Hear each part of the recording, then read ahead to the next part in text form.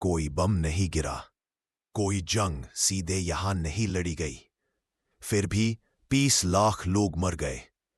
1943 बंगाल की सड़कों पर लाशें पड़ी थीं और गोदामों में अनाज बंद था। ये कहानी सिर्फ भूख की नहीं है, ये कहानी है एक सोची समझी चुप्पी की। बंगाल, जहां की जमीन कभी सोना उगलती थी, धान की खुशबू से भरे खेत और नदी के किनारे बसती जिंदगियां। लेकिन 1943 में यही धरती कब्रिस्तान बन गई। मां के हाथ में सूखा दूध, बच्चे की आंखों में बुझती रोशनी और पेट में दिनों से कुछ नहीं। सरकारी रिकॉर्ड कहते हैं अनाज की कुल कमी नहीं थी। तो फिर सवाल ये है, अगर खाना था तो लोग भूख से क्यों मरे? सच यहीं से डरावना हो जाता है। दूसरा विश्व युद्ध चल रहा था।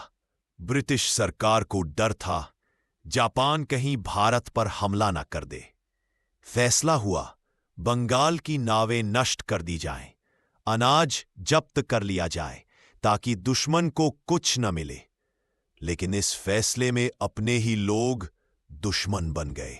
गांव में अनाज नहीं, शहरों में कीमतें आसमान पर। एक मुट्ठी चावल एक दिन की कमाई से भी महंगी। भूख अब सिर्फ पेट में नहीं थी, भूख आंखों में उतर चुकी थी। कलकत्ता की सड़कों पर लोग चलते चलते गिर जाते थे और फिर उठते नहीं थे। लाशें हटाने से पहले फोटोग्राफ लिए जाते थे, क्योंकि दुनिया को दिखाना जरूरी नहीं था।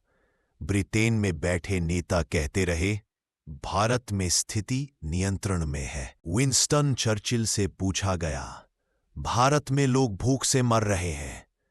जवाब आया अगर सच में भूख है तो गांधी अभी जिंदा क्यों है? एक वाक्य और लाखों जिंदगियों की कीमत। भूख से ज्यादा खतरनाक था उपेक्षा। ना समय पर मदद, ना सही फैसले, ना इंसानियत। 1943 का बंगाल अकाल प्राकृतिक आपदा नहीं था, यह था मानव निर्मित अपराध। इतिहास गोलियों से नहीं, कभी कभी भूख से लिखा जाता है। 1943 हमें याद दिलाता है जब सत्ता संवेदनहीन हो जाए तो सबसे पहले गरीब मरते हैं और सच दफन हो जाता है।